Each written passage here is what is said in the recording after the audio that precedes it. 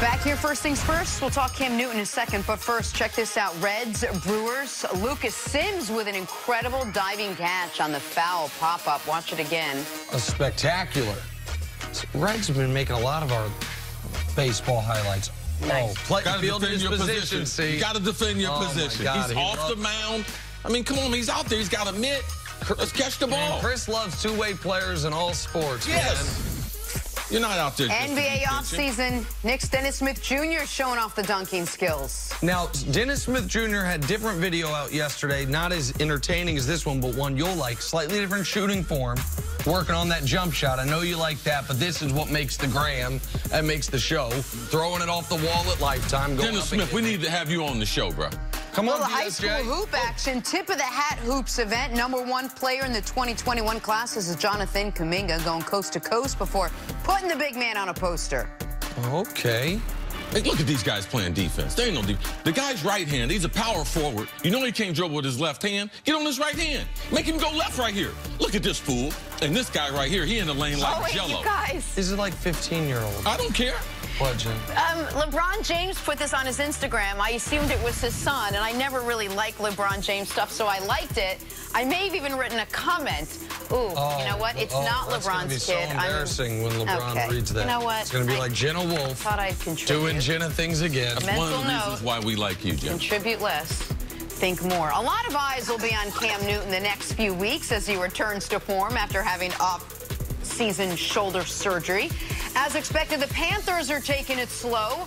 Cam, who has already unveiled a new throwing motion, will be on a pitch count in terms of his work at practice, according to head coach Ron Rivera. That being said, Rivera is confident his quarterback is, quote, ready to roll. So you think Cam will return the vintage Cam form, that Pro Bowl form? I think not necessarily vintage, but I do believe a new and improved Cam Newton, because vintage Cam he's the best dual threat quarterback that we've ever seen in this league. He's a scoring machine in the red zone. He is an automatic first down mover as far as moving those chains on those critical third or fourth down attempts. But at this stage of his career, it's about passing the football. And last year, we have to just go back to what really happened. Man, he took a big hit, and he tried to stay in there. He was hurt, ultimately ended up having a procedure done that ended his season. But the reason why Cam didn't play well last year was because he was injured.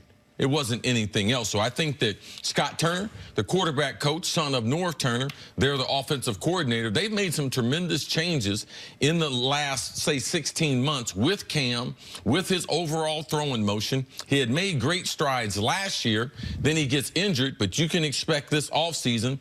In talking with Cam when I did a game last year and talking with Scott and North Turner, they're really happy the way that Cam has jumped at the opportunity to get better at throwing the football. How his footwork can become a little more consistent, how his dropbacks in the pocket can become a little more consistent, and delivering the football as a pocket quarterback, that's Cam's goal. He even mentioned Tom Brady, and looking at all the things that Tom's done, he's like, as I transition from my 20s into my 30s, man, I want to be a pocket passer, and that's something that Cam Newton early in his career, Nick, and there's no bigger fan of Cam Newton than yourself. That's something that a younger Cam Newton wouldn't have said. And I also think when we're evaluating Cam, what he can be this season, we have to consider this. What if that TJ Watt hit that ruined his season had knocked him out for the season? What would our level of optimism be? Because this is something we talk about in the NBA, the NFL. If guys get hurt to where they can't play, we don't hold it against them. But if they get hurt just enough to where it greatly hampers their play, but they play through it and they play poorly. You never give them any credit. You're right. Like, you'd be better off missing Shannon time. talks about that all the time. Guys trying to push through, and their performance suffers. But then as a fan, you don't gonna. Oh man, it's great to see him out there, and he doesn't necessarily have to be out there. The two corners for the Rams last year is the perfect example. In the same game, Aqib Talib and Marcus Peters both got hurt. The speculation at the time was both were going to be out a couple months. Aqib Talib was.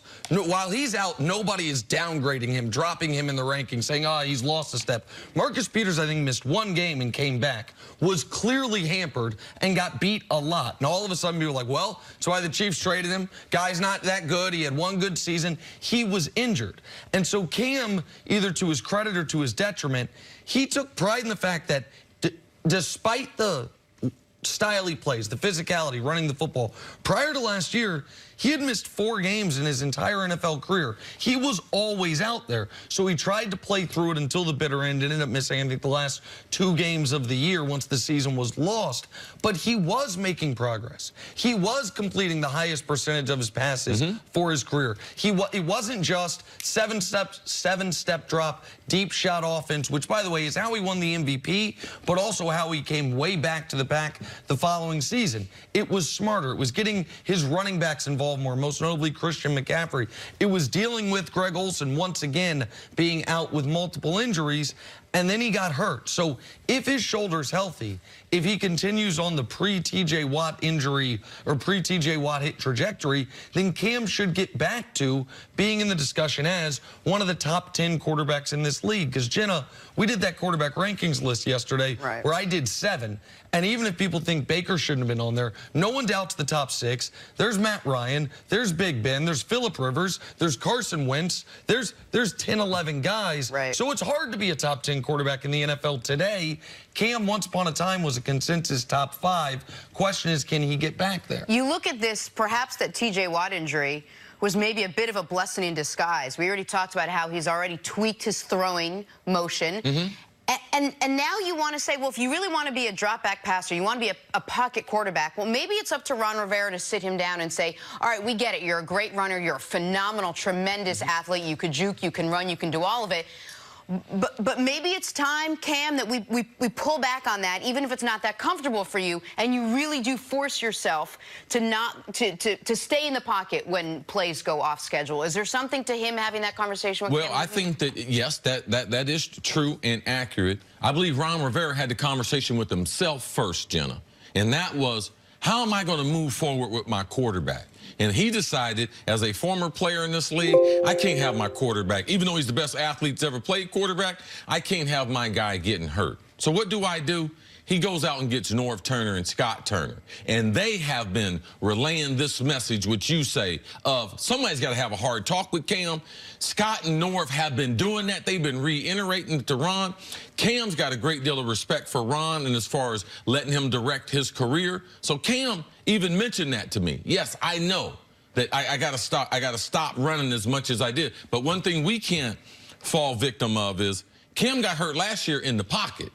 2 years ago, he was messing around in Atlanta running the ball. He got hurt on that. That was totally different. So the conversation would be different if he had taken off and gotten hit down the field compared to in the pocket. But you are right. Someone must have those conversations, and Ron Rivera has made it a point by, you can see in his hirings with Norv and Scott, as far as, yes, we need to keep conveying that to Cam. And we also have to be careful about, if you remove too much of that from his game, it removes one of his best attributes. The best short yardage runner in football is not a running back. It's Cam Newton. And so it's, okay, maybe fewer quarterback designed runs on 1st and 10 save those hits for 3rd and short, where he is almost an automatic first down. The 15-1 season, one of the reasons they were so good is they were able to be a 4-down team, not a 3-down team, because it was 4th and short. Cam Newton was keeping the ball and keeping those chains moving. One thing, though, with a quarterback like Cam Newton, and I'm not going to say he's not the best short yardage back, but there's a reason. He's the best athlete that's ever played quarterback. And when the quarterback runs the ball, the reason why Tim Tebow was able to be successful, it's number count. You got an extra guy who can block. So typically the defense has a free runner. Now on offense, if your quarterback's going to run it, you have the free blocker who can pick up the extra guy. So now your quarterback, he has a better numbers in the running game than anyone else, and Cam Newton is the absolute best at it. Cam Newton heading into training camp on a pitch count. We'll see how that shoulder holds up. Take a break. Coming up, is LeBron James even a top 5 player in the NBA anymore? What show am I on? That's next on First Things First.